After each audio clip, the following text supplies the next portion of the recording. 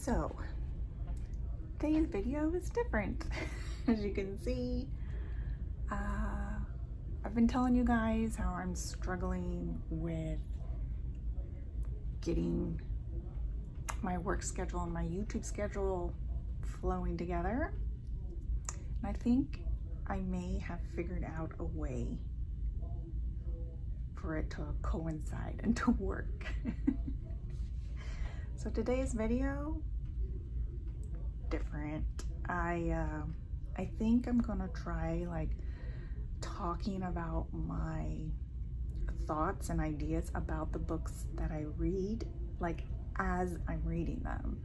So the random thoughts that I have while I'm reading, I'm just gonna record them and then just upload them.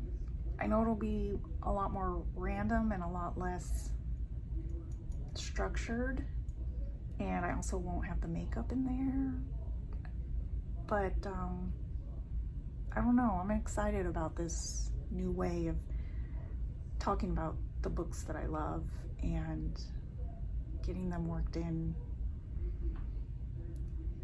Yeah, I don't know, I feel like I'm having a hard time articulating what I want this to be, so I'm just gonna try it and see what happens.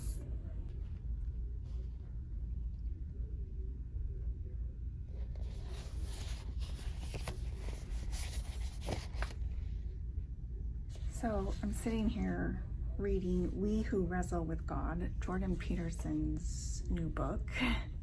It's pretty heavy, not gonna lie.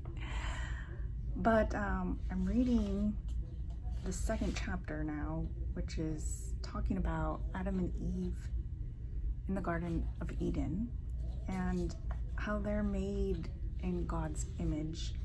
And he's talking about how the Garden of Eden, if you think of it psychologically or metaphorically, is this perfect place that's a balance of chaos and order, and this continually expanding thing or place of good or even very good. And he compares it to Bach's Third Brandenburg Concerto, which surprised me so much to see this in here, because that is my favorite piece of classical music of all time. In high school, we played it, and I played the violin, and the way your fingers moved,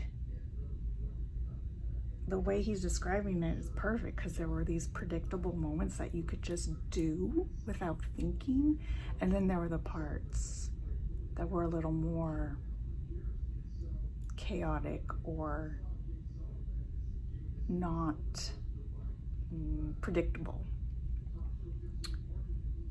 Anyway, that really stood out to me as like a perfect description. Okay, so I'm still in chapter 2, still in the Garden of Eden, and he's talking about the trees that Adam and Eve were told not to eat from. I never realized there were 2 trees. One was the tree of life, and one was the tree of the knowledge of good and evil. That's the one that I knew about, that they ate from and they weren't supposed to. And he's saying that these 2 trees are kind of like opposites of each other. And is this supposed to be like a yin and yang type of situation? Because the tree of life bears fruit that, if you take it in, brings life.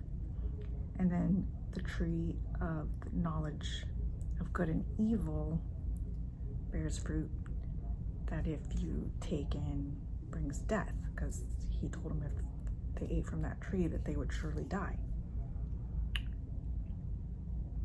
I never knew that.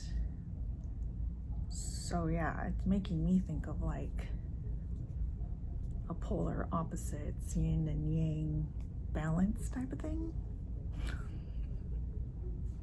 So now we're talking about faith, and he's saying that when individuals, and this can apply to societies as well, lose faith in their goals, like they're coming up against challenges for their goals, it gets to the point sometimes where you're just like, why bother? What does it really matter if I accomplish these goals? Or, you know, have a, like, what's the end game? You know what I'm saying? If they get too caught up in that, then you end up kind of lost. You get anxious, depressed, hopeless, bitter, cynical, and nihilistic. And this kind of becomes your default state.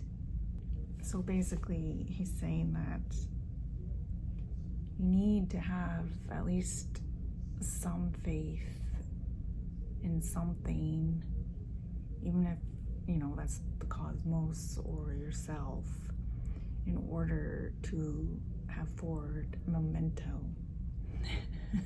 Momentum towards a goal. Because if you don't, I mean, it's just psychological suffering all the time. And yeah, that's something that I have definitely struggled with. Like, why have faith? Like just why? So I guess that's why. Because not having it leads to more suffering than having it.